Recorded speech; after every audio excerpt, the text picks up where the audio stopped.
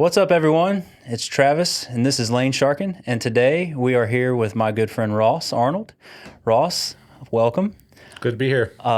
So this is just going to be kind of a chance for you and I to just to kind of shoot the shit, but also for everybody to get to know you a little bit. You're mostly behind the scenes nowadays, but if you want to kind of explain what your role here is and introduce yourself to everybody. I think the simplest way to put it is mainly behind the scenes, but making sure day-to-day ops go as ordinary as possible for everybody involved. So trying to clean up anything out of the ordinary and make sure that, that goes smoothly as possible as well. Yeah. But focusing on sales and service. So you kind of run backup for Logan, JC, and Brian and everybody. Yep. Just make their day as easy as possible. And anything that requires, a little bit more finesse, I step in. Yeah. So that's one of the great things. Like you know just about as much about this place as I do, probably more the day-to-day stuff. So you are always there to help out whenever anybody needs you, and you're always there to answer in my place if I'm not around. For sure. I mean, our mindsets, I like to think, are pretty in line with, how things should be run and, how people should be taken care of. Yeah. So it's, at least for me, in my opinion, pretty easy. So yeah. Just every now and then you get the little crazy stuff out there. Yeah, everybody's different. You can't make everybody happy every day, but, do our best. And even the guys that aren't happy immediately, I think it's fair to say that by the time we're done dealing with them, they end up happy. Yeah. So that's one thing that I think you're good at that I fail from time to time is like removing the taking things personal. Yeah. You're able to not do that. That becomes difficult. I mean, like I said, different people, just different combinations, that particular day. Not everybody has a good day, but it could just be that day and that person. But take a step back, realize that it's not the end of the world, and maybe even take a break and, I'll get back to you in about a half hour, but, we do our best. Yeah.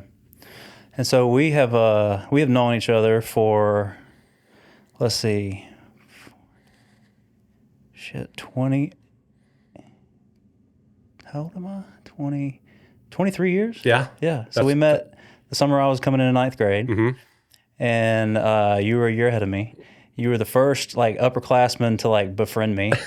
you just when I met you, which I met you because of your truck. You had the truck that you and your dad built. Yep. I still try to finagle out of your hands from time to time that you'll never let go of. Never, ever. Yeah. So that was whenever coming into high school, that was my big thing. I wanted to have a cool truck. And I remember coming into summer school, I guess football practice, and seeing your truck, and I was just blown away. I was I got to be friends with that guy. He and I will probably get along. And as soon as we met, you were just which you're like that with everybody. You're just cool with everybody. You don't have a problem with anybody, and you'll befriend anyone. I've always admired that about you. Yeah, I try to, until somebody gives me a reason, and then, but yeah, treat everybody pretty much the same. And most people don't even give me a reason. So, but yeah, that truck, I'll never get rid of it. That was a lot of fun. I enjoyed having that truck. I have broken down in that truck. I can't even count how many times. Yeah. And just stranded. Yeah. And ingenuity came into play a lot of times. So we should tell everybody a little bit about it. So you want to tell everybody kind of what it is? Yeah. Extended cab C1500 square body Chevy. But the more interesting part, airbagged, where all the headaches came in. But that was a learning curve. We fabbed our own parts. This is before any bolt-on parts or anything like that was even available. Yeah, back whenever you had a cool truck, you had to build it. Versus having daddy's money now, and they just go out and buy whatever they want. Yeah, luckily, a bunch of ingenuity. A lot of finding out what works and what doesn't work. We tried just on the jack stands, off jack stands, on jack stands, off jack stands, up and down, just making sure everything was clearanced. And hacking and welding, and finally came up pretty good truck, pretty reliable after you worked out all the bugs and the good ones. About problems every couple months. Wintertime was a chore. Didn't realize compressed air creates water. Water likes to freeze. When everything's frozen, nothing likes to work. Yeah. So I've been stranded a few times that way. Added an oiler, fixed that. Water separator also helps. Right. Just all kinds of things. Don't run airlines close to your headers because they'll definitely melt. Yeah. But yeah, it was. I enjoyed it, but I think that shaped me a lot of who I am now because I still enjoy that type of stuff. Yeah. Because if I have one project, I probably have 20, and that's just how it's always been. But yeah. Yeah, and you left off the coolest part. What? Oh yeah, the Cadillac front end grill. Yeah. So yeah. So the Gen 1 Cadillac Escalade front clip. So you had a Cadillac truck in high school. Yeah. Essentially, before Cadillac ever made a Cadillac truck. Not even that all involved. That was actually the easiest part because basically same chassis, same components. You just had to go back far enough. So most people just think it's the grill, but you had to go all the way back to the fenders, hood, then grill, then bumper. But yeah, that was the easiest part by far. Yeah. But definitely the most eye-catching. Yeah, that was definitely what made it stand out to me. And it was black whenever I first saw it, it was black, right? Yeah, so actually my dad bought that truck brand new off the lot. And then he drove it for a work truck probably about 8 years. And then Craftsman Truck Series gained popularity. And so he lowered it, painted it all black, had the yellow Goodyear tires on it. And it was like that for another about 8 years. And then about that time, it was time for me to get a first vehicle for high school. And my dad had already been working on it behind the scenes. I think he was more excited about it at first than I was because he just was itching to do something else. And I think that again, that goes in hand with who I've turned out to be today. So yeah, always piddling and always projects. something. Nothing's ever finished. It's always room for improvement. Yeah, and that's your personality. Like every time we talk about like new TV shows or whatever, you're just like, I don't know. I've been in the shop working. Like I don't watch TV. Yeah, there's a bunch of cool shows that I'd like to get interested in, but it's a waste of time. I would much rather be out tinkering and doing stuff. But right now, it's tough for me to tinker as much at home. That's why I tinker all I can up here. Yeah, that was my first priority when the current place I'm at was shop was number one priority. Got that organized, so that helps me keep my sanity. Yeah. And so your other main interest is motorcycles. Yeah, any shape, kind, form, size, color, any type. Yep. Garage is currently slightly full of motorcycles at the moment. How many do you got right now? 3. What's the third one? So I got my dirt bike, the KX450. Still got my Indian. Oh, okay. So you kept that one for now. Had to keep my Indian at a 1200 FTR. That's the funnest bike I've ever owned. Right. And of course the new one, the new Road Glide. Most excited. That thing is beautiful. It's different. So yeah, I've never been a big V-twin cruiser guy, but man, it is good to look at. Yeah. Do you still have your four-wheeler? Yep, that's in storage. Haven't been messing with that really at all, but it needs a little bit of work. Yeah. Letting people borrow it, it's pretty tweaked. Yeah. It probably needs a whole chassis. Yeah, we which Landon's been doing most of the work, but we got that Banshee that I've had for 20 plus years. Yeah. We tore it down to the frame, had it powder coated, so it's going to be Laneshark green, and then black fenders and everything. He's got it about, I don't know, probably 60% done. It's in his garage right now. So I've been like, I'm his sponsor for it. So I'm paying for everything. He's doing all the work, and then once he gets it done, it'll basically be his. That's the same Banshee that sat at my house for Forever. For how many? Yeah. So it sat at your house, and then I gave it to Mark, and then he never, I guess, never took interest in it. And then I took it to South Carolina, had it in my garage, and then in storage. And then when I moved back, I brought it home. It sat outside at Big Terry's house forever, just rusting away. And so finally, Landon seemed like he was interested in it. I was like, you know what? Like, if you'll put it together, I'll pay for it, because I just want to see it done. Like it was my step cousin Johnny's four-wheeler. Like he had it whenever I had the Blaster, which was back when I was 15. So that four-wheeler has been around for 20 plus years. That's a cool journey though. Yeah. That's once it's all said and done. I'm dying to get it done. Like I just love the sound of the Banshee. Like that's the coolest sounding four-wheeler out there in my opinion. Yeah, I mean, yeah, that twin two-stroke, that's unique for sure. But yeah, I remember. I guess I think I was still 15 because you were only. I didn't have a truck at the time. Remember whenever you came up, picked me up, and we went up to Century and went on the dirt pits and everything. Yeah, that exact trip, I credit being able to back trailers as well as like because I passed your stepdad's house by had to have been 5 miles. And you can't turn around on that road. And I had a trailer. I think I started keeping track. I think I backed that trailer for like 20 minutes. That's crazy. Down that dirt road, trying to find where. Yeah, I just blew past it, not even paying attention.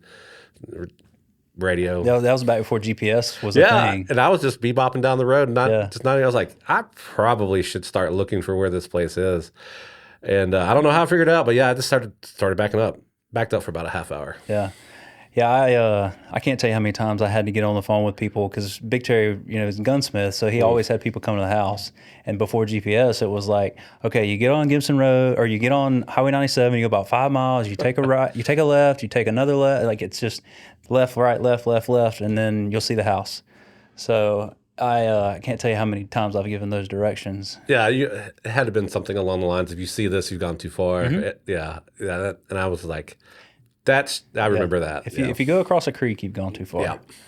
But yeah, I learned, so I credit Mr. Gendel for me being able to back a trailer in ag, because we had to back it in ag class, like a tractor and a trailer. So at like 14 was whenever I first learned to back a trailer. And that was a fun class. Old Mr. Gendel. And those trailers had the front steering axle, so it's opposite. Not all of them, but some of them did. Yeah. Do they even have ag anymore? I believe they do. I know they got rid of auto body. Yep, auto body's gone. I believe they still have ag, but not in the same capacity as when we were there. Because I went through block schedule and the standard schedule they have now. So, I mean, with block, I was out mowing grass for half the week and baling hay and doing all that stuff and messing with the cows. And I could have easily spent, 90% of my credits doing that and still had room for more ag classes. But yeah, I think they've easily cut that in half at least. I think I had block 9th and 10th grade or maybe just 9th grade. And I like that way better because it was like every day was a little bit different. Right. And then like it seemed like you could get in more in depth with the stuff that you were learning in class, and then it switched back to the every class every day, and I hated that. Exactly. Yeah, I mean, it felt less intense. You were able to like get a more overall grasp of whatever subject it was. Instead of like here you're drinking from a fire hose. Right. Learn this as quick as possible. Just fed to you a bullet machine gun. But yeah, man, I haven't thought about that in a long time. There's a lot of times where I'll sit and think about that kind of stuff because, like, we hardly ever really hang out anymore. Really, since we've been working together, we don't really get to do a whole lot together. But yeah, I remember Miss Sansusi that we had together? Our Spanish class. Yeah. God, that was a wild class. Chicle and La Boca. Yep, Chicle and La Boca. Oh, that lady, I couldn't stand her. And we had Rob was in that class with us. There's a lot of and Wes, the two biggest class clowns that we went to school with. So that's the only thing that made it interesting. Yeah, that class was always chaos. Yeah. There's always something going on. Wes sitting in the back, and the table fell apart one day. That's what I was like. I didn't do it. The desk that he's sitting in, like, completely just comes apart. Like, over the last semester, he has just been slowly taking every nut and bolt off of it. And he's sitting in it one day. Well, what do you expect to happen? Yeah. It's like he brought a tool set to class. Oh, man. That was a fun class. Yeah. My first Spanish class that I had, I don't think you were in it with me, but it was, I can't remember her name, but it was in 9th grade. And that one, like, I didn't learn a thing in that class. I feel like that might have been my first one for some reason.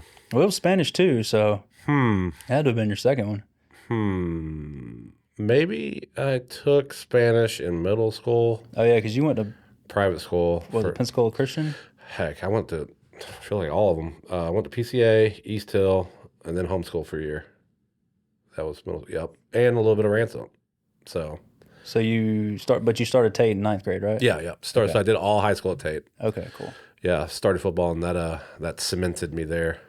So. And so you obviously played football, and Yep. then you graduated. So you graduated a year ahead of me, and then you went to. Did you go to Mobile? I went right to after? PJC first. Okay. Try to figure out this thing, and didn't do much figuring out. Went to class, but didn't figure much out. Yeah, I went to PJC for I guess 2 years, and like I only went because I thought that's what you were supposed to do, and then Right. finally, like one day, I was like, everything I'm interested in has nothing to do with anything I'm learning. So Right. all I'm doing is wasting time and wasting money. Because like I graduated high school and started working. I had a full-time job, and so I took full-time college credits for 2 years while I worked full-time, and then I bought the Bobcat and started doing all that. And finally, I was just like, this is worthless. Like I'm just wasting time and money here because I'm not learning anything that's going to help me. I felt like, first of all, like all the gen ed, I'm not bragging or anything, but it came to me fairly easy. Like I was like, this piece of paper is probably going to help me out later down the road, and if I have the opportunity to get it, might as well try to get it. And but it wasn't very challenging. And then I had the epiphany that I was like, well, I'm gonna shoot a little bit higher, let's try to go more towards medical, and bit off a bit more than I could chew there. Finished all that, did all that, but just ended up going to South, graduating there, but just ended with my undergraduate. And You basically, you started working at a pharmacy and was just like, this is not what I want to do. Yeah, working at a pharmacy was pretty eye-opening as far as just, it was, I was not cut out for it. So then kind of a mad scramble to do anything and everything I could do. Any type of job experience. If somebody was saying, hey, somebody's going to, we got to go demolish this house. I was like, y'all need extra guys? I'll come along. And so I can't even count the amount of odd jobs that I've had over the years doing all that, and just trying to make ends meet and have as much experience as I could, and then lived like that for quite a while. And coming about to around the time that you gave me the call that I was in my backyard, I was actually getting everything pretty much in line to go strike out on my own. Essentially, Were you going to do was it tile work? all the above, just Okay. general GC. Right. I had a few friends that and a few leads on some companies that were about to need a lot of help. So I thought it would be a good time to get my foot in the door and get my name established, and start heading that direction. And I had already gotten like most of my tax in line, what all needed to happen, what all licenses I needed. Aaron was right there with me trying to figure all that out. And I'm trying to think, I can't remember exactly what we were doing. But anyway, we were in the middle of it. And then you called me. I was like, man, what was that? I ain't heard from Travis in forever. So I walk out back, and I think Aaron ended up knocking on the door about halfway through. I think we talked about 30, 45 minutes. And I was just pacing back and forth in the backyard. She's like, what was all that about? I was like, interesting turn of events. Travis might need some help with this thing he's got going on. So she's like, well, we just did all this work to try to do, you're not going to do that, are you? I was like, well, I think I owe it to him to at least figure it out. I think I need to at least find out what all this is about. So Yeah, I remember when I called you, you were like, funny enough, I'm trying to figure out what I want to do. And so I'm not quite sure. But it honestly, all that seems like a blur because it's like, it just seems like you've been here. I mean, you've been here almost since the beginning. And it feels like you've always been here. So like all of the beginning stuff, like I just remember you showing up to whenever we had the little office downtown. Like you came there like as we were getting ready to get the new office. Yep. And then you started and Paul started. And so you were going to be basically doing sales with Paul, and then Paul vanished like smoke. That he did. Yeah, and then that's when we found JC. So it's been you and JC side by side for so long. Yeah. It was definitely interesting. Those first few days, I just remember soaking up everything I could, reading I think I read the owner's manual 6 times. Like everything that we had in print, you read. Yeah, I do remember multiple that. times. Yeah, because I was just trying to, if I want to, because I was like, I can read and comprehend and get all this because that's my background with, equipment and all that. That's no big deal. But the hurdle was, okay, sales. Mm-hmm. So I was like, I can know all this about the equipment, but I need to sit here and if Paul's going to be here, I'm going to soak up everything I can from him. So I just wanted to, what I could do on my own, I did. But, Yeah, yeah. Paul was interesting. Like I really liked having him there because he was like he was one of the best salesmen I've ever been around as far as being able to sell. But like just I still to this day don't know what all happened with him. But he just was like there one minute and then Yeah. had some personal stuff and then said he was coming back and then I never heard from him. Yeah.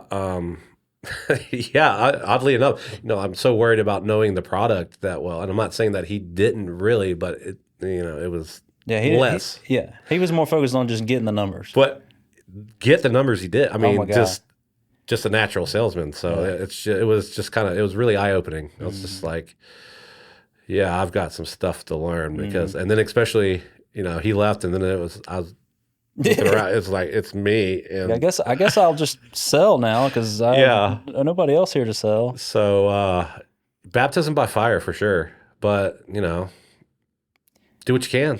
Came out of it very strong. I think so. I feel good. I mean, I've never not had fun doing it, but then again, I always like a challenge, no matter what, in anything. So yeah, you definitely kept us organized there because it was basically me and JC are very similar in our personalities of just like getting like just a bull in a china shop, and then you and Kyler were very meticulous. So y'all did a lot of good as far as getting all that stuff like organized and keeping everything running the right way. right. And then like now you like I say you keep up with all the numbers, all the spreadsheets, and all that stuff. So it's Yeah. My trick is just knowing the general vicinity of where that answer might be, depending upon what category that answer is. yeah. So, yeah, I always try to. It's probably not the right way to do things, but I need to know the answer before anybody asks the question. Yeah, see, that's not me. I just figure out everything on the fly. Because if I try to study everything, I'll just overwhelm myself, and then I get bored with it, and I'm like, if I don't need this right now, I don't want to learn it. Right. And it's a character trait that I wish I could change, but I don't think I'm gonna. Yeah, I'm not saying that I'm gonna always know that answer, but I have a vague recollection of what that answer might be. Yeah. Because I've definitely read it. Yeah, yeah, absolutely. Because every time I go to you for something, you know it. Yeah. And if you don't, within about 20 minutes, you've got it. I can figure it out for sure usually. Yeah.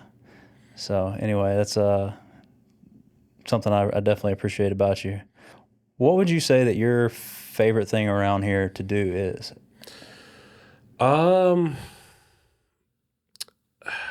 Well, it's not really. I don't guess it's a thing, but I do really like being involved in the customer's experience. Of you could tell that they've had this problem and this just the solution for them.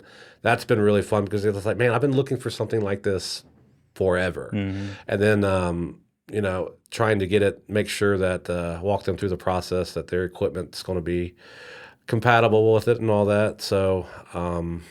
That's definitely one of the top things, the customer experience, getting what they've wanted. And explaining to them that their tractor is not going to burn up.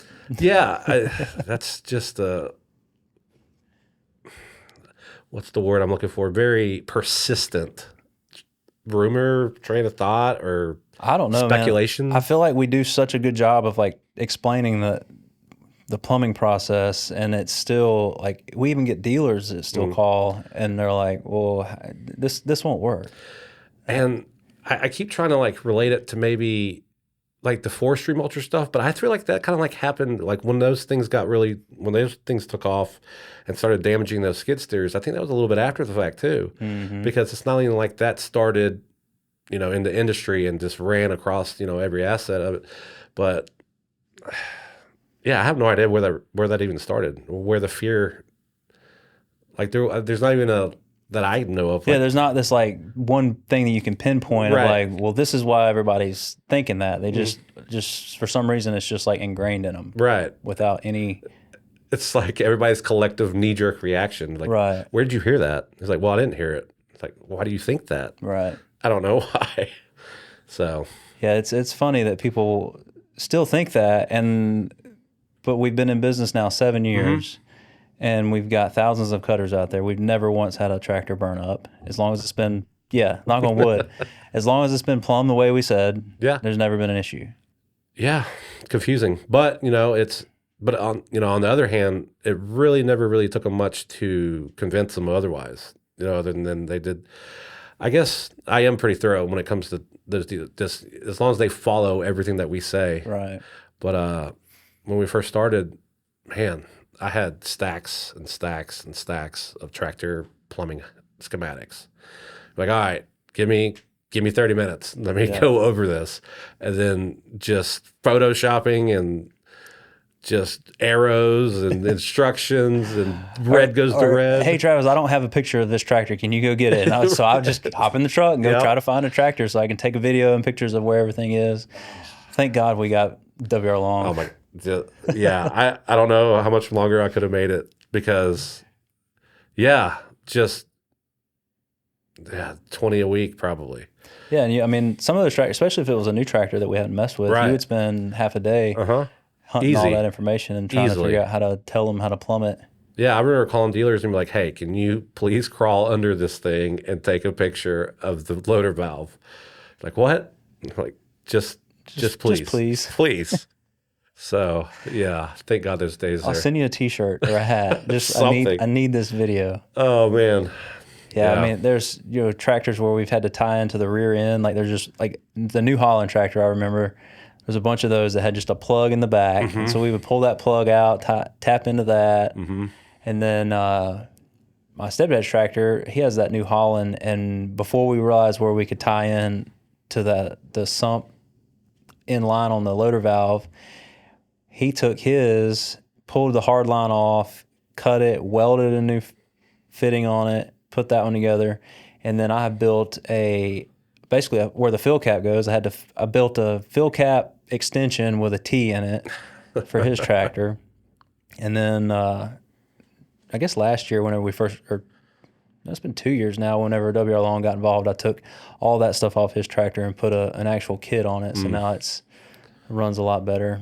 But thank God that's a thing of the past. Yeah, and not only that, it makes troubleshooting so much easier because they're so similar across most of them. There's still some outliers, but way better than what we were doing. Oh, absolutely. Because now, like, if there's a problem, you can pretty much say if this, then that across the board with every little problem. You pretty much know there's two reasons that it could be that way, maybe 3 reasons, but it's much simpler to troubleshoot that stuff. And I think really the biggest problem we have now is just the pressure and the return on the actual valve being backwards. Yeah, especially if it's a existing third function. Which primarily on the existing, which is kind of funny. I don't really know why that's happening, but simple enough to fix. I think usually it's just a 50-50 whether they are paying attention, and they just, because if it's just a grapple, it doesn't matter. Right, that momentary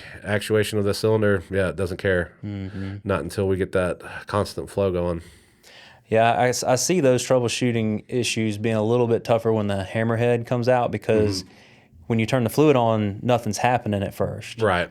So those troubleshooting issues we're gonna have to probably learn a little bit on that, because whenever I installed that one on that Coyote, I was having an issue, and normally whenever those issues happen, I can just immediately say this is it, and I couldn't figure out what it was, which I didn't. I was just on the tractor trying to think through the problem, and every problem I thought through didn't make any sense, and so I was like, okay, I'm just gonna put it away because I was hot, tired, and Landon comes out and he's like, oh, quick connect came loose. I was like, yep, that was a dumb mistake on my part.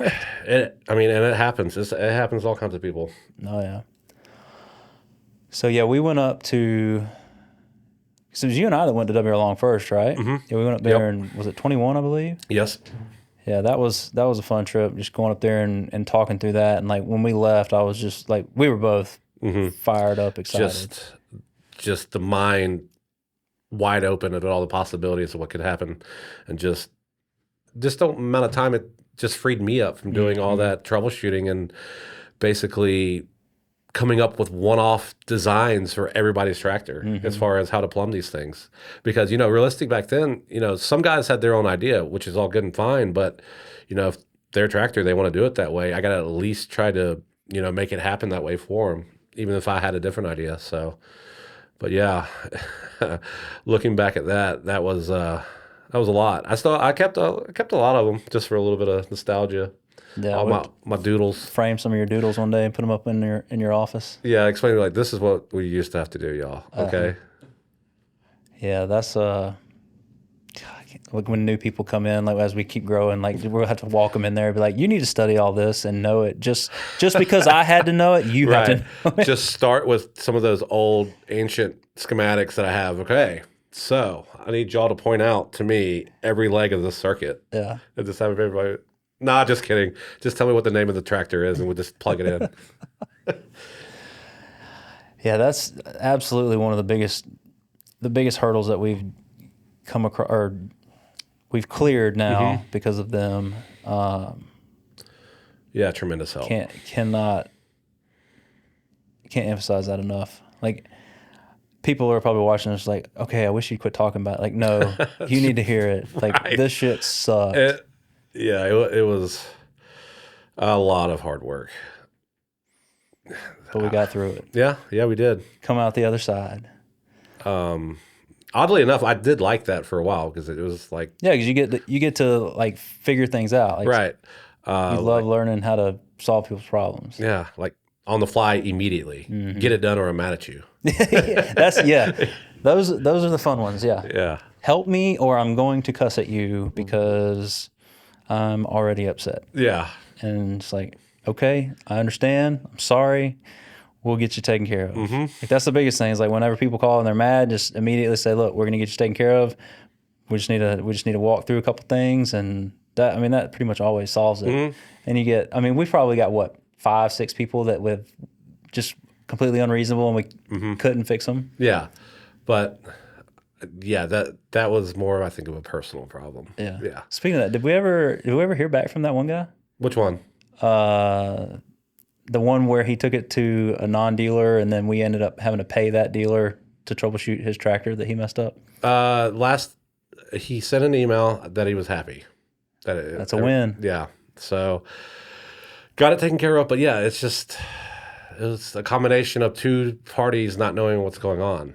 And then, well, of course, nobody knows. And then him not being willing to even walk through the troubleshooting with us. Right. So he was act like he would, and they're like, we would get to where we would make some progress. I'm not doing this no more. I'm like, well, okay.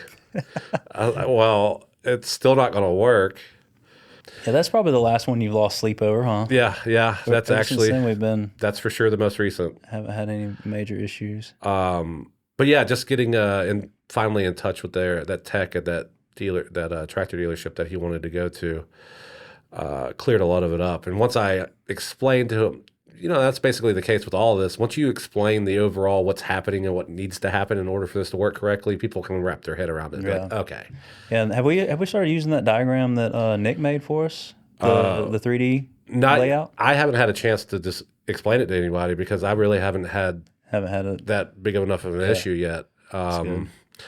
But I wouldn't mind more customers just seeing it, just for what it is so they know, what's actually happening. Yeah, we probably need to put that out on. Is it because we could probably set it up as a video? And Nick will be gone the rest of the week. I'll talk to him about it next week. See if we can get something just put up so people can see it, just understand the circuit. Because I think that would help. Like if we put that out there and people that are thinking about buying a unit, if they see that and they start familiarizing themselves with it, they'll be able to troubleshoot stuff on their own. Right. It's very easly digestible once you see it. Right. Yeah. Clear up any questions they might have as well, or any apprehensions on what is exactly going on. My biggest fear would be which doesn't happen quite as much, but like people just, taking the two whips and plugging it directly into the standard third function. But I think that little diagram would show quickly why that wouldn't be Right. possible. Yeah, I feel like we haven't really had too many people do that anymore. Because I mean, we put on the unit it says return to sump or C-flow only, and we have it on the whips now. Yeah. And so I feel like we've pretty much solved most of that. Yeah, I think that's my personal irrational fear that everyone's going to do. Yeah. It's like, please don't do that. But not really anybody has. Yeah. What do you see lately as like our next biggest hurdle that we've got to cross? I think it will be getting troubleshooting for the hammerhead ironed out to where it's a smooth process to make sure, figuring out what potential problems they could be and what the immediate solution is going to be for that. Even though I think that will come with time, seeing what most people do and what they encounter. Yeah, that's the thing, like not knowing what we don't know yet. Right. Because like when we're producing them, every one of them will get hooked up to the hydraulic pump. So every one of them will go through the full range of motion. Motor will come on. Every wire that goes into it is labeled. They're color coded. They're all in the diagram. So that's the one thing that we've done on this is we've front loaded all that work before it gets released. So hopefully that'll be a smooth process, and it'll just be some small learning curves on it. But especially if they have an existing lane shark and they install a hammerhead on it, all they have to do as far as installation is going to be to snip the 3 wires that are on the box or tie into that green wire that's on the handle. And then the plug is color coded and matches up. So there's really not a whole lot of guesswork on that. Yeah, as far as hammerhead on an existing tractor that's set up, that's going to be really simple. Like, going to be awesome. I think a lot of people are going to be excited about that and pleasantly surprised on how simple that it's going to actually be. Yeah, that's definitely spent tons and tons and tons of hours trying to simplify it. Man, it somewhat frustrates me sometimes because I had the idea for the lane shark Thanksgiving of 16, had the first one sold at the end of January of 17. So 2 months from inception to finished product. The hammerhead came to me in September of 2020, and it has taken till now to get it ready, comfortable for me to release it. Right. Yeah. Correct me if I'm wrong, but it's also, I think a lot of it's to do with the learning curve of the LS2. People would do things and you're just like, I've never thought about that either using it in that manner or that could have happened or they plumbed it up this way or they broke it that way. Like, Yeah. Yeah, that's why I have Big Terry has one. One of our family friends, Tommy, has one. And then Mason, he has one. And I think Blake at Farm Belt has one. Yep. And so, those have been out two of those have been out in use for like a year. Big Terry's had his for a year and a half. And of course, he's gentle on his stuff and knows what he's doing. So like he hasn't been able to I'm sure he would be able to, but he hasn't broken anything on his.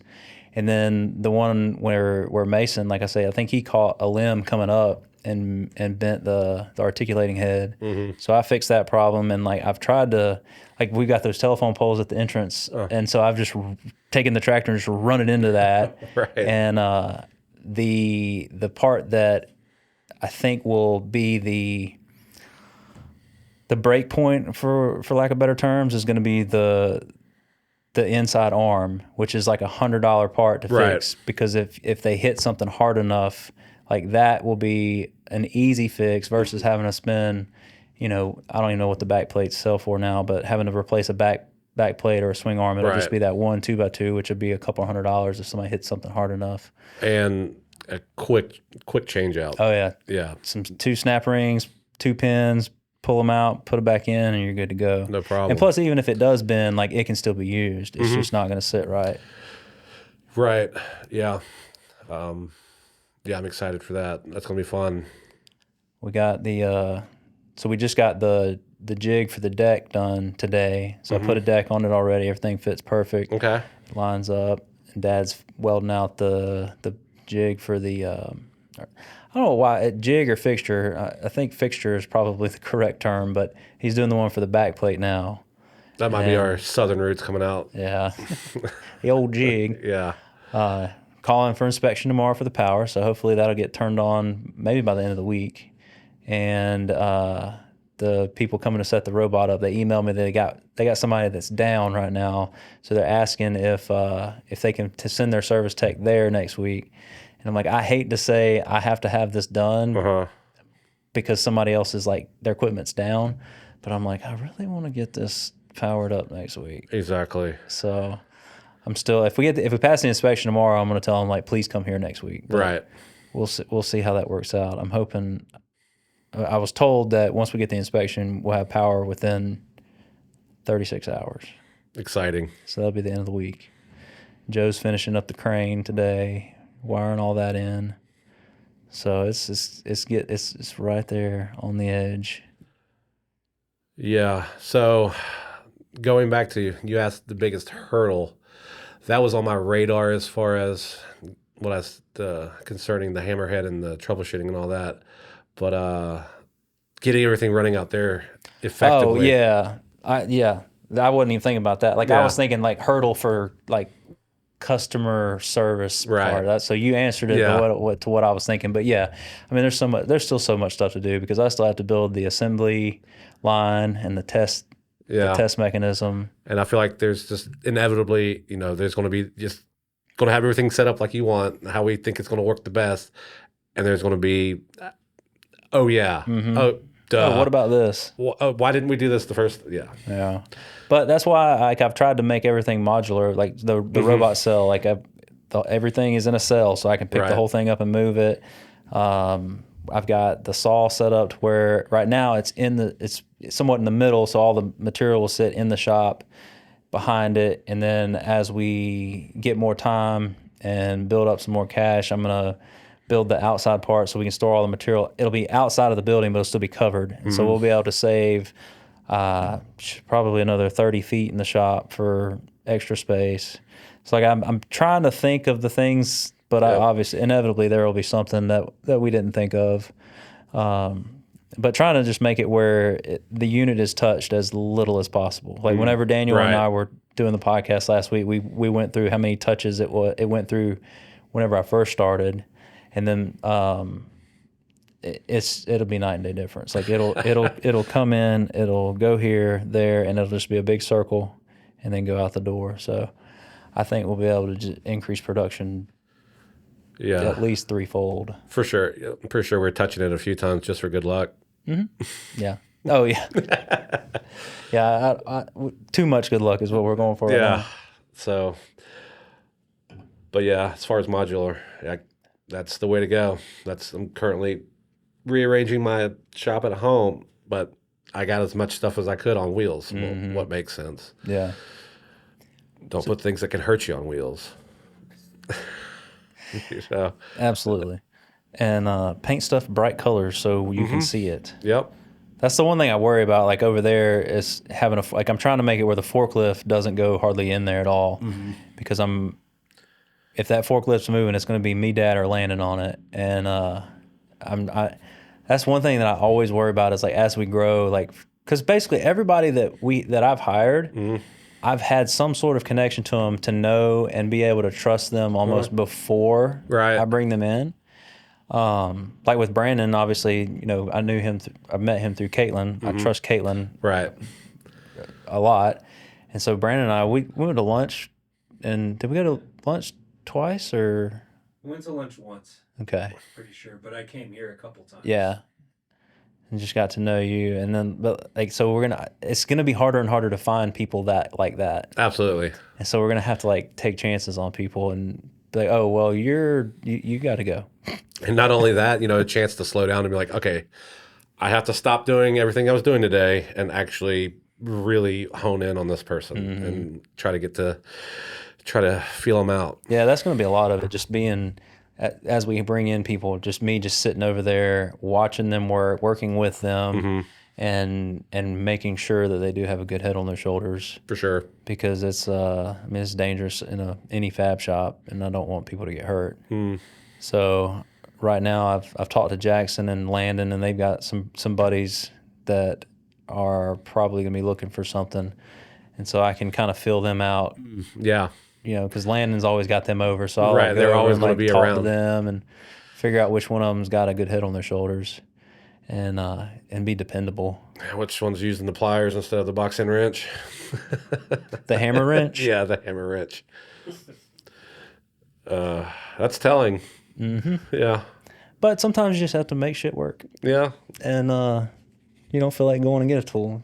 I get that. I can't blame him for that, because that's me a lot of times. Well, I think Hey, we're grandfathered in at that I'm point. going on my at least 20th Kershaw knife, because every one of them, I try to use it as a damn screwdriver. This one right here, I've kept the longest, because I finally have just been like, you know what? I don't care what happens. I'm not using it as a screwdriver, because every one of them, I break the tip. Yeah, I wish I could hold on to them as long as you do.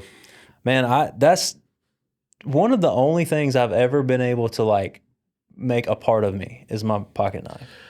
I don't know what my problem is. I've put them in every pocket, on my belt, not my belt.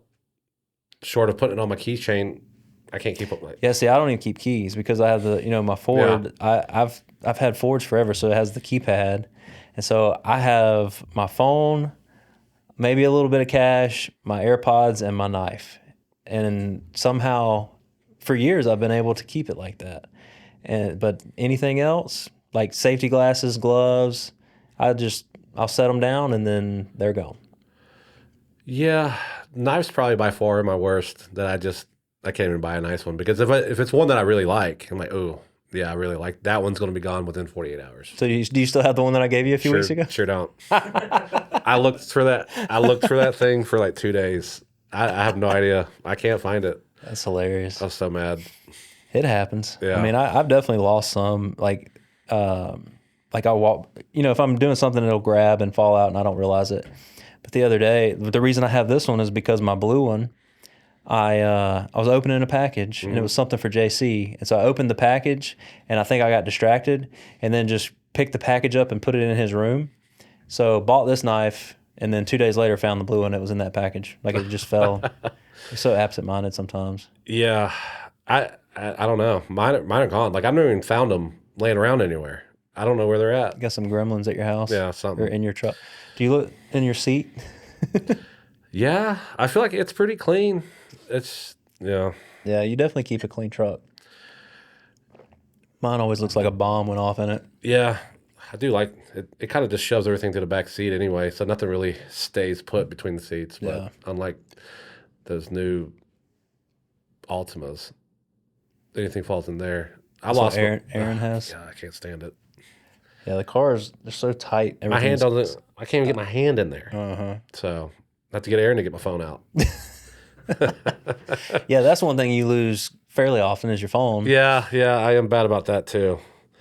That's why you always have a bright case on it now. Yeah, bright case.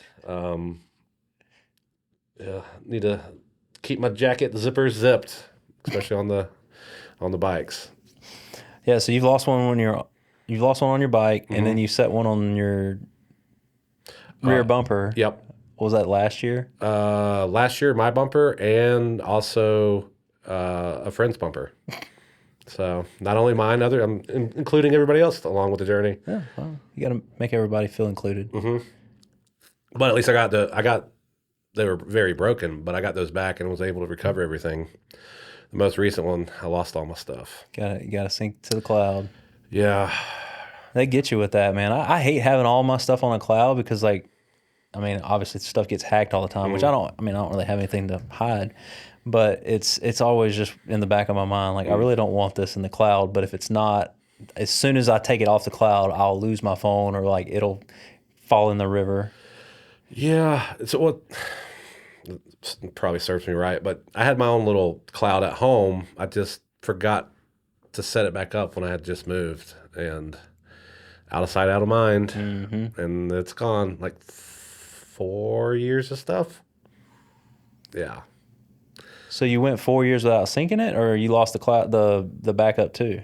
I lost 2.5 years of stuff. Oh man. Yeah. Yeah, I go through my phone sometimes looking for pictures, and like I don't remember deleting any of them, and like they'll just be gone. Like there's a very specific picture I'll be looking for, and just either it's not there or I'm just blind and can't find it. Or the cloud censoring you. I would never know. Yeah, that's I wouldn't put it past that. You remember? So in 2020, like I was talking to somebody about this the other day. When the Joe Biden stuff or the Hunter Biden stuff came out, I tried to send a link to my buddies in Greenville through Instagram, and it wouldn't send it. I tried. So I took the URL and just put a space in between it and sent it, and that sent fine. But it recognized that link, and so I tried other links to just random stuff. All of them sent every time, and then that one wouldn't send. I don't know, man. It's weird how they can just go in there and block stuff like that from being shared. Our next platform, is that what's next? Our own social media platform? I talked to Kyler about that a while back, trying to figure out how, which I'm not smart enough to do any software stuff, but to make it where it's just where you have like your own little node. And I think there is something out there like that that's, is it Noster or something? Have you heard of that one? Mm-mm. But it's like a place where it brings everything together, but you host everything on your phone, I believe. And I'm probably saying this wrong, but like a way to where there's like just like an avenue, like a main street kind of thing, where everybody has their own shop and it just plugs in and you can see what you want to see. Like there's definitely decentralized stuff like that. For sure. I think will come out if the powers that be don't figure out how to kill it before it gets off the ground. Yeah. Because there's so much stuff that's censored that they don't want. The biggest thing is they don't want us coming together. Mm-hmm. They want us fighting. Yep. And anyway, let's not go down conspiracy. I can talk way too long on conspiracies, and I'll probably sound like an idiot. Say that for the JC podcast. Oh, we'll talk about flat Earth on JC podcast. He'll love that one. Yeah. The funny thing is, I'm the one that got him into that. It doesn't. I just asked him about some of the stuff one day, and like he's all in it. So this is your fault. Oh yeah. Okay. It's definitely my fault. Because like I entertain any of the conspiracies, and like a lot of them have been proven right over the last 4 years. So I get a little confirmation bias, but like I just get to where like I'll think about them and talk about them, but if they're real or not, I don't know, and I really don't care. But I like to at least explore them. He'll almost hook me every now and then. I'd be getting water, and he'll come in there and say something, and I'll about this. I catch myself. I'm like, I'm not going there. I'm not doing it. Yeah, that I will say though that night whenever we went to the the expo that me, you, and him went to in Georgia, Moultrie. Yeah, those couple nights where we sat out by the fire and like let him just go ham on all of them. There was no shortage. Yeah, that was a fun night, just talking about all the craziness. But like I say, I just reserve myself to the fact that I'm not smart enough to understand all of it. So whether it's real or not, maybe one day we'll know. Yeah, maybe. It's just there's too many rebuttals out there that make sense. I'm not gonna get into it. Yeah. So yeah, we'll get off that. So yeah, what is something that you look forward to the most that we're doing right now, or that we have talked about doing that you would like to explore more? Well, I mean, I guess are we encompassing just Laneshark or Laneshark and Anything, man. Manufacturing for sure is the thing that really gets me going. Mm-hmm. I mean, that's exciting. That's in my mind infinite possibilities. Oh yeah.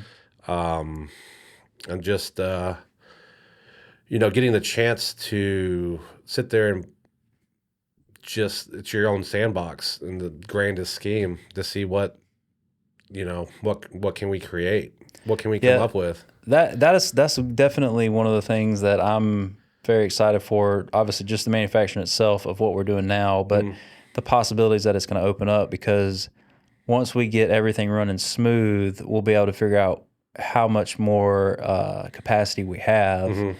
And I really am wanting to bring in either bring in another IT guy and let Nick graduate out of that and put him as engineer on doing design and everything, because he already does a really good job of Right. that. Yeah. And he understands how my brain works, so I can communicate with him my ideas. Mm-hmm. But yeah, just having someone that can take our ideas and turn them into something, and especially when we can do them on the computer in CAD and explore it that way versus me having to trial and error it in the shop. Like, it just saves so much time. Like when we sat down, what was it, Monday before last, Right. and we came up with the little baby LS3 in like Yeah. 40 minutes. World record time. Oh yeah. But yeah, instead of using the original CAD cardboard assisted design.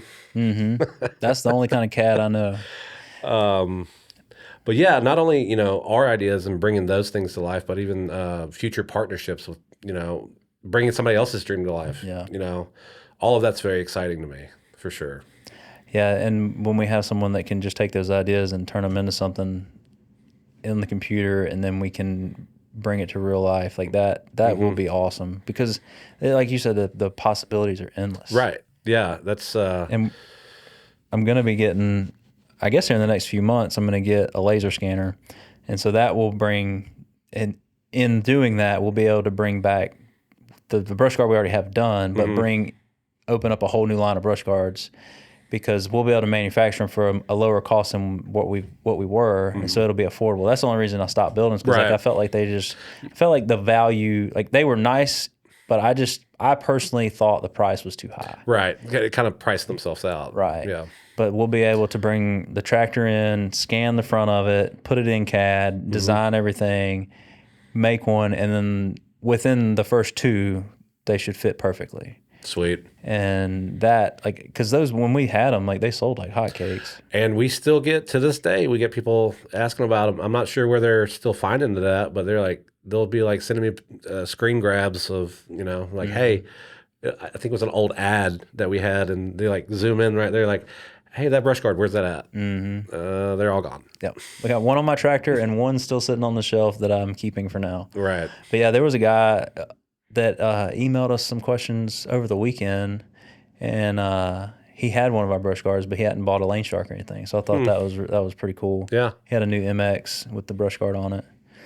But yeah, so we'll be able to bring back the brush guards, and then obviously try to do the smaller LS3 for the tiny tractors, and then the hammerhead for the skid steer. And I still have that saw blade one that I want to make, my cardboard cutout that's been on my desk for a year now. Now, so that design, so is that a finer cut, like orchard application? Yeah, that's the main thing, because you know with the Laneshark, it's got the blunt blades. I mean, obviously you sharpen them, but the saw blade will just be a fine cut, because Gotcha. we got some people. I've talked to some people that you know, especially if it's an orchard, you need a fine cut, because if you're ripping it apart, you know, it can get disease and everything. So finer cut, and just, you know, just different options for people out there, because then I think it'll eliminate the worry of people thinking that it's going to sling something back on them, because it, you know, like obviously a saw blade can still kick stuff back, but it won't be near what people think that the Laneshark does. And so those, let's see, baby LS3, hammerhead 5, and the saw blade attachment. Those are the only three that I have in mind right now. But that, I mean, as slow as I move, that'll keep me busy for the next few years. Well, yeah, you got to make sure it's viable first, you know, make sure we try to get as many kinks out of the way as possible. Yeah, that was definitely one of the things that was frustrating in the LS2, is like we would find the kinks after stuff had already been sent out, but and have to come up with repairs. To be fair, a lot of those were, you know, there's some head scratching incidents. So just unique scenarios for the most part. But, you know, you try to encompass everything to make it a good all around product no matter what. So even if the sky does fall, at least it'll still be green and put together. Yeah. Yeah, and then like changing our shaft and hub design, I think that was like one of the biggest things that helped. And that came from buying a hub from a skid steer unit, just this gigantic one that I found, and then basically shrunk that whole design down, came up with what we have now. And these new ones, I mean, again, knock on wood, those seem to be pretty bulletproof. Yep. But even then, trying to figure out the root and cause, that wasn't even necessarily consistently doing that across the board. So that was pretty infuriating to try to figure out what scenarios are actually causing that to Right. happen. And when we can't recreate it, like Right. that's what the frustrating thing is. Yeah, I just remember God, how long was that blade carrier you put on there? Like 4 foot or whatever, and just wide open into a pole. Yep. Couldn't even, yeah. Yeah, the blade carrier, like that, yeah, so there was no blades on it, just a straight beam, and tried to beat the crap out of it and couldn't recreate any of that. So just redesign it and move on. Right, yeah, like we can't do it, okay, we're just going to make it different. It's going to be better. Different good. Yep. So in the manufacturing side, what do you see your role being over there? What do you want your role to be over there? Because we're gonna definitely pull some of the data stuff off of you, right? With all the new automation that we've got going on. I mean, as always, you know how I am. Realistically, I want to be anywhere I can help and contribute the most. I don't really know. I'm just excited. I know this is a little corny. I'm really just kind of at this point excited to be a part of it. I think it makes sense, like you were saying, as far as getting the logistics and getting all that under control. But I don't even see that being that big of a huge of a burden. I think with all the experience that we have now dealing with what we have, I think that should, just in my opinion, I think that should iron itself out fairly quickly. So I know that's a necessity. I'm not super excited that doesn't get my juices flowing, but I think initially seeing how efficient we can make it over there and just being wowed by just how well, everything, how just quickly we can get that made, and hopefully find out that we got, a good bit of free time to open up for other things. Yeah, I mean, based on the time studies that Capital did, we have a 6,000 unit a year capacity for the robots. Now, obviously, there's going to be bottlenecks that happen with either getting material or possibly assembly. But even with assembly, I'm going to have 2 assembly lines set up, and I have it where it's separated. You put everything on the deck, put everything on the back plate, made it up, drop the table down, hook the hydraulics to it, and run it through. So I think really our biggest headache is probably going to be finding the right people, and then setting up the systems. You and Nick probably have a pretty good handle on that once it gets started. But yeah, the efficiency thing is definitely what I'm maybe the most anxious to see if what I have in my head is actually going to work as well as I think it will. Right. I think that once everything gets fine tuned, how your vision in your head comes to fruition on how things should work out there, I think that's going to be one of the big milestones that you're just like, that's going to be a feel, just like, yes, this is it. This is what it's supposed to be like. And then, obviously on to the next. But I think that's going to be something that's going to be a really cool thing to discover. Yeah. And once that moves on, or once that gets ironed out, and then when we do have that time, like sitting around coming up with new things, like that's also one of the big things. Like whenever we do get that ironed out, like it's going to open up, like we said a second ago, like there's so many more possibilities. And like instead of us just being a lane shark, just producing a lane shark, like we'll have a bunch of different options that we can offer. Yep. Like even it's just like guards on tractors and like steps, like strong, like because I got on a tractor not too long ago, and when I stepped on it, the step like swayed. And I feel like, and I'm not even that big of a guy. Like if somebody, like a bigger guy got on it and he's like going at it sideways, the whole step would just like break off the tractor. Yep. Like I've seen some companies that make those kind of little things, but I mean, especially having the laser scanner will be able to scan stuff in and just draw it up and produce it. Yeah. Over the last few years, like being since the pandemic happened, like obviously pandemic keeping you at home and then having kids, keeping me at home, like I'm not able to get out there as much and spend time around people and figure out their problems. So as time gets further along and the boys get older, I'm going to start basically taking them everywhere with me. Right. And, find out what problems people are having and try to come up with solutions on that. Because, I mean, the Lane Shark, to me, like now that we created it, like it's an obvious solution. But, I mean, I had that problem whenever I was 19 and I bought that skid steer. I had a brush cat that just cut the front. And I remember cutting Terry Brown's property up there in Molino. Yeah. And just being like, man, I wish I could just turn this thing sideways. And at the time, I had envisioned essentially a back plate with a big swivel on it and a foot going down. And so you would just take the whole deck and like swivel it all the way around.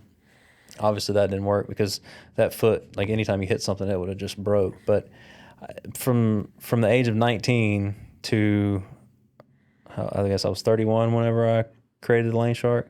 Like I always had it in my mind, but obviously with building houses, I didn't think about it. But it's just been a problem for forever. And so going out and finding more problems like that will definitely be fun. Getting out and being around our customers a lot more often. Right. Having the opportunity to do that will be that'll be really cool as well. Which I think a lot of that will start naturally happening because Brandon and I are going to try to do some like, I guess, on the road podcasts somewhat. Yeah, that's the hope. Yeah. So, go out and sit down with people like we did with Jeff Whitlow a long time ago. Yeah. That was a fun trip. Did you go on that one with us? Yes. Yeah. Okay. Yeah, it was me, you, Dad, and Kyler, right? Yeah.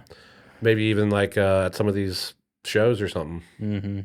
Yeah, that's where I came up with the saw blade cutter that I was talking about a minute ago. There's something out there. Basically, you put it on forks, and I think it's got like a Briggs and Stratton motor on it and everything, and then it kind of it inspired me to create the one that I have in my head. Right. We'll see if I can actually get it built. But yeah, going to those shows, they're a lot of fun. I think I would much rather go and attend than present. Oh, for sure. Because it was fun whenever we did the one in Moultrie, but like standing there all day, every day, it got just monotonous. Right. I mean, I love talking to the people as they come up, but like whenever there's like not a whole lot of people and we're just standing around, I want to go and look at stuff. And that was fun whenever they had the hover drone or whatever that was called. Yeah, well, I forget the name of it. footage lost on my phone. Yeah. But well, it wasn't much footage because it went up like 10 feet and came back down. It was like windy. a hell of a demonstration. Yeah. It was a hell of a demonstration. But, realistically, one's not going to be windy out there in them fields. But Yeah. but it was cool nonetheless. Huge ass drone. I'm excited to see if those ever become mainstream to where like they're like flying cars essentially.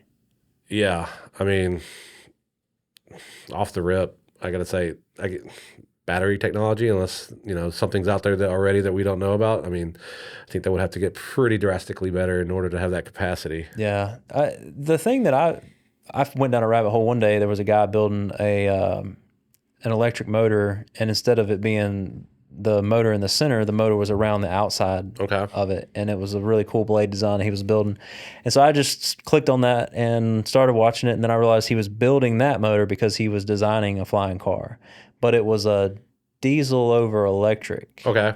So it had some sort of one of those high efficiency diesel motors in it that powered the batteries that ran the stuff. So I feel like everybody's trying to go all electric when we should be going essentially like bulldozers and all that, where it's diesel over electric. So you got the power and you're using the battery for like the speed and the responsiveness. Like I feel like that's more the future than just all electric, because you can't power the batteries. When has any answer to anything been all black or all white? Right. It's always a mix. I mean, think locomotives. They've been diesel over electric for how long? The answer's out there. I don't know. Yeah, for whatever reason, I don't know. For whatever reason, it hasn't happened. Yeah. Have you seen the guy build Edison motors? I have not. I think his name is Chance or Chase Barber, but he's Canadian, and they're building it's an electric drive train with a small diesel generator in it. And so you have way better range. So you got the diesel generator powering the batteries, powering the truck, and he's in Canada, and I think they're specializing in like logging trucks right now. Huh. But it's really cool. You should check it out. But I love following what he's doing because they've basically built from scratch over the last couple of years, built them, and they're offering a kit to go into like passenger trucks, like 3/4 ton, 1 ton trucks like mine, where they're basically switching it over to electric with a small diesel generator in it. That's pretty cool. Yeah.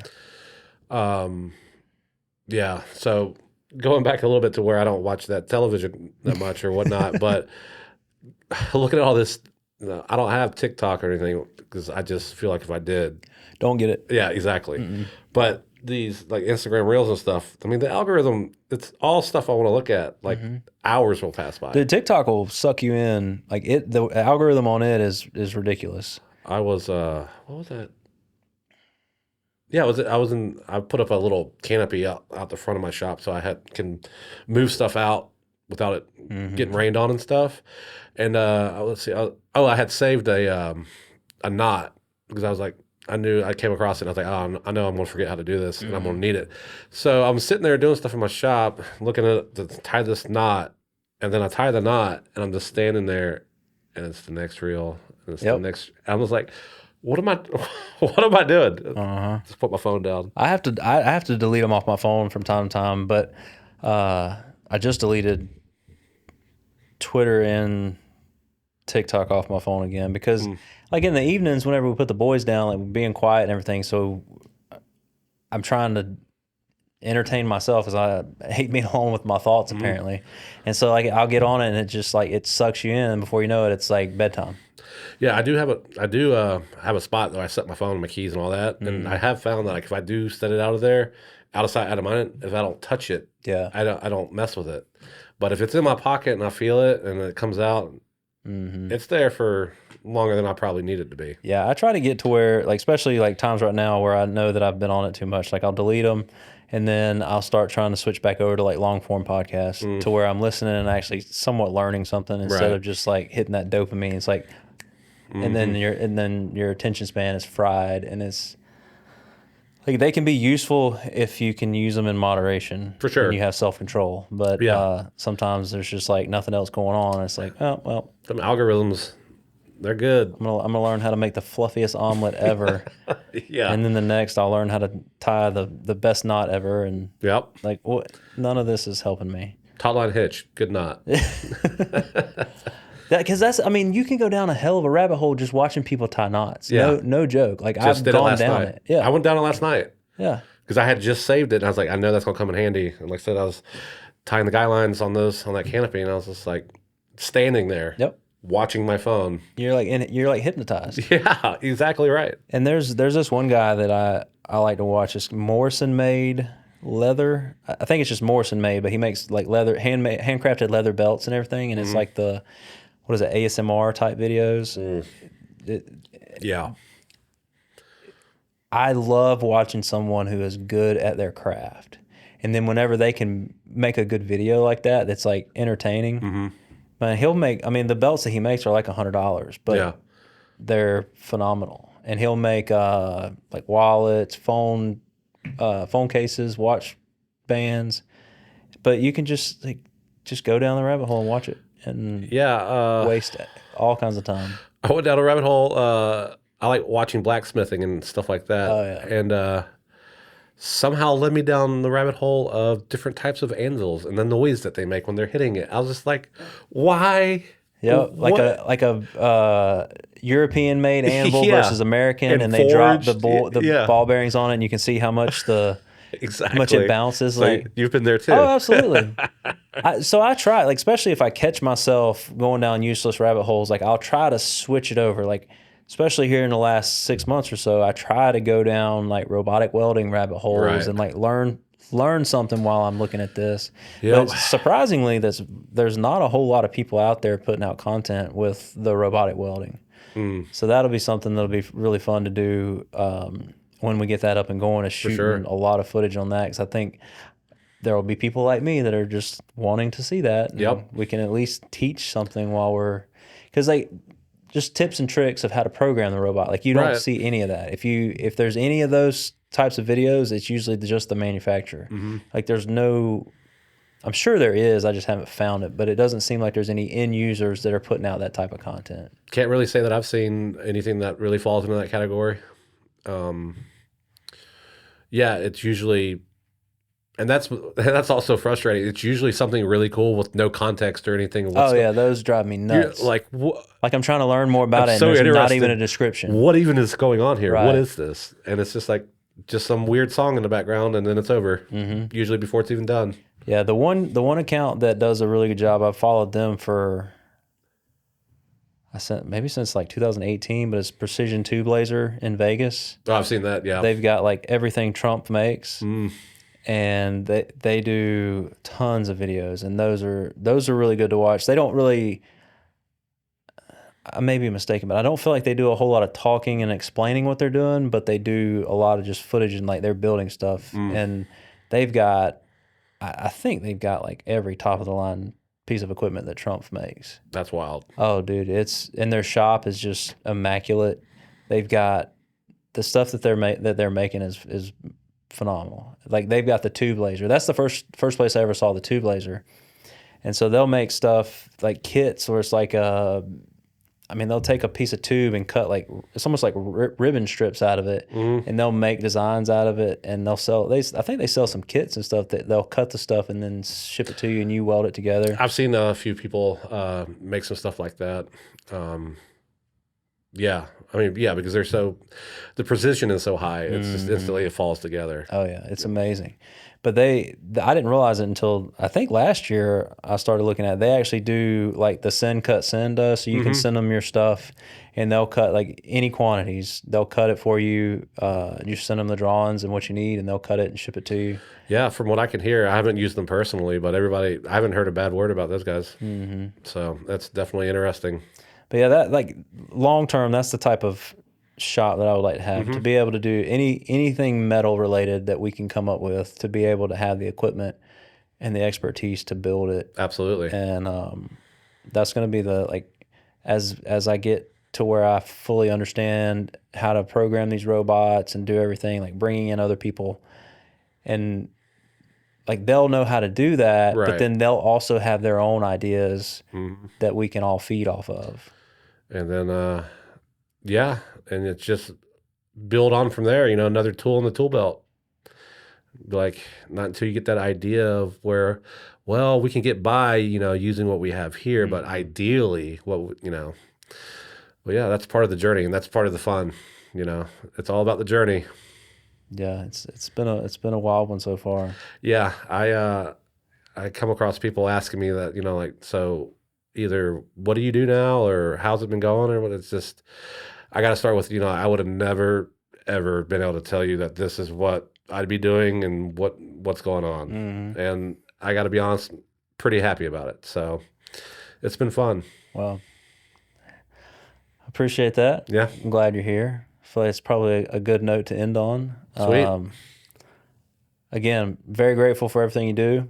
Thanks for being my friend. Yes, sir. Thanks for working here with me for so long. And look forward to all the stuff that we can come up with together. Me too, brother. You got anything else you want to talk about? I think we just about covered it. Sweet. Maybe save everything else for maybe episode whatever. Yeah. Cool. Well, cool. Well, this has been Lanesharkin with Travis and Ross. Thank you guys for watching. And if you got any suggestions, questions, comments, concerns, let us know. We'll do our best to take care of you. Thank you very much. See y'all.